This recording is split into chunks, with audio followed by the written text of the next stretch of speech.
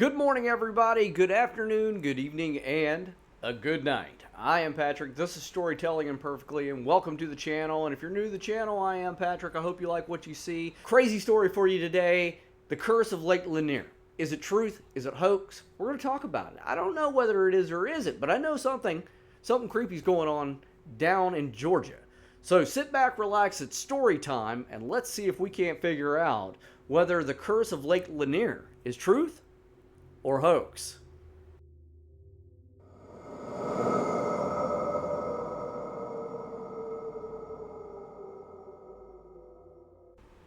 Out of the hills of Haversham and down the valleys of Hall, I hurry amain to reach the plain, run the rapid and leap the fall.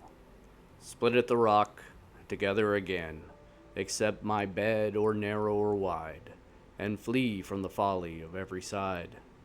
With a lover's pain to obtain the plain, far from the hills of Haversham, far from the valleys of Hall. Sidney Lanier, The Song of the Chattahoochee.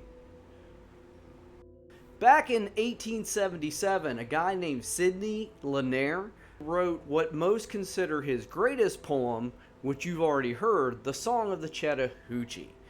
Now, he had a love of this river. It was actually probably a great tragedy to Mr. Lanier that in the late 1940s, the Army Corps of Engineers in the state of Georgia decided to dam up the Chattahoochee and create Lake Lanier. And I almost think that it might be an insult in a way that they put his name on a lake after damming up the Chattahoochee.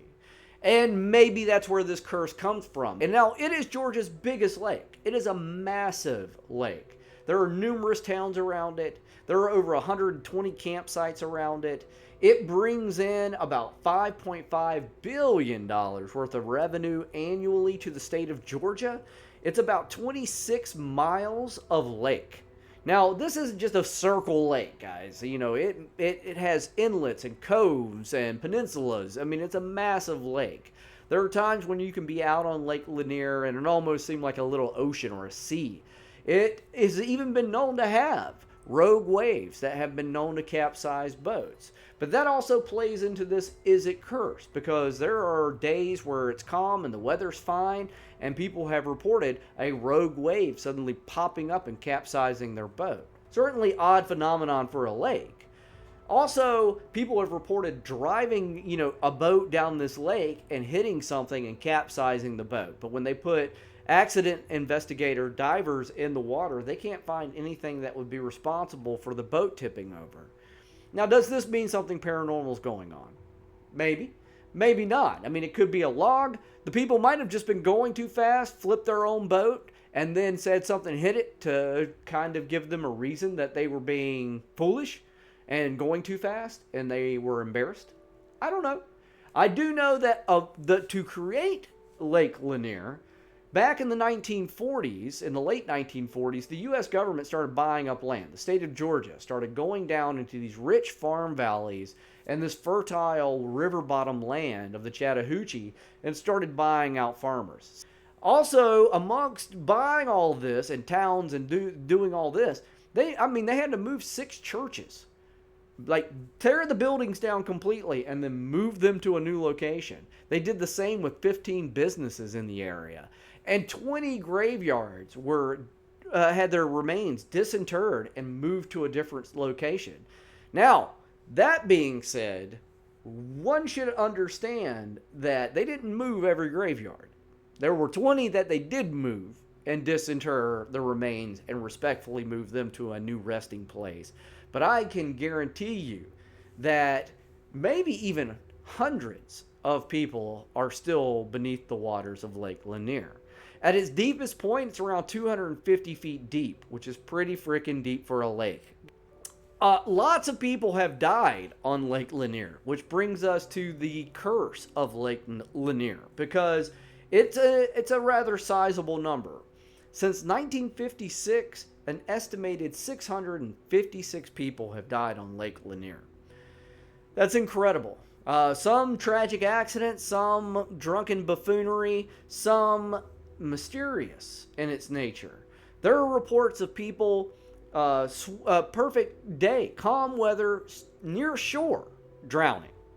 And never been explained why or how it happened. People who are strong swimmers, not just like children or people drinking too much who fall off a boat. Very mysterious. Now, there have been people who dive recreationally in Lake Lanier.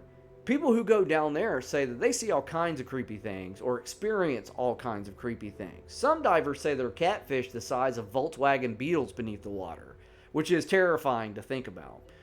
But even more creepy are the stories of these divers who go down into the water and get to the bottom and are feeling around and suddenly reach out and grab a leg or a hand or an arm. So they say. There shouldn't be any human remains down at the bottom of this lake that are fresh enough to where you could feel an arm and a leg or a hand. You know what I'm saying? If you are one of the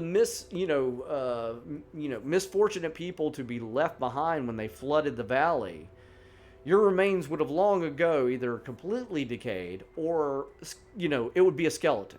So there shouldn't be any feeling of body parts underneath the water. But could you imagine how terrifying that would be? To be swimming around in this murky, dark waters of Lake Lanier and reaching out in the darkness and feeling some body part out there? Holy crap. Amongst other reports, guys, are apparitions. There are also reports by fishermen that are out on the lake at night fishing of a ghostly apparition of almost like a ferryman. Like, the river Styx, take you to Hades guy. Yeah, a ferryman going across the lake. These two particular fishermen, in this one story I read, an article I read, and I'll put up that article, I'll put up a clip of it, stated that they saw it gliding across the lake, and then when they kind of got a good view of it, it jumped into the water. Weird, right? There's the Lady of the Lake walking around Lake Lanier and across the bridge and stuff like that. It's called the Lady of the Lake. I know, no, not the same one. I know what you're thinking. No swords. There's not going to be any Arthurian tales in this one. This one actually goes to two young ladies who were driving home in 1958 when their 1958 Mercury, for whatever reason, it's still unexplained to this day, they lost control of their vehicle. They went through a embankment or over an embankment and into Lake Lanier. Now, at the time, in 1958, they put divers in the water. Police came, and it was all big to do. And they never could find the car or the remains of these two ladies. About a year later, in 1959, remains of a female were discovered on the lake. She was missing her feet. She was missing some of her fingers and such. I'm sure due to predation by fish after, post-mortem. But they couldn't positively identify the remains at the time. So they really didn't know if this was one of the ladies that had been in the accident a year before or what. They just assumed that it probably was, but which one, they still didn't know. It wasn't until 1990 when they were draining the lake for cleaning purposes and, lake draining business. I don't know. I don't drain lakes for a living, but they were doing it for a reason. And when the state drained the lake 90 feet below the water, they found that 1958 Mercury. And behind the wheel was one of the young ladies that could be positively identified because she had her purse around her, and in her purse was her ID. So now they did know finally that in 1959 that the other lady was found. All of this is super suspicious, guys. I mean, it just is, I mean, the capsizing of the boats, the explosions of boats, the numerous drowning deaths, the sightings of apparitions, strange phenomenon, ferrymen, and the numerous tragedies that happen on this lake. Again, since 1956, the estimated number is 656 people died on this lake. However, maybe people were just making up stories. I don't know.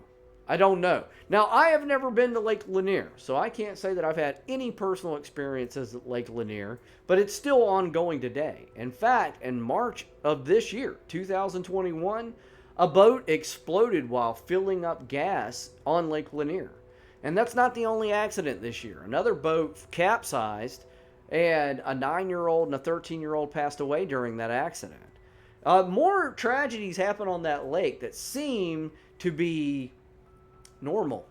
If any accidents on our lake are normal, this lake in particular has quite a few more than what I would think is average. But then again, I don't know the statistics. Maybe there are other lakes that are just as dangerous or have just as just the same number of fatalities.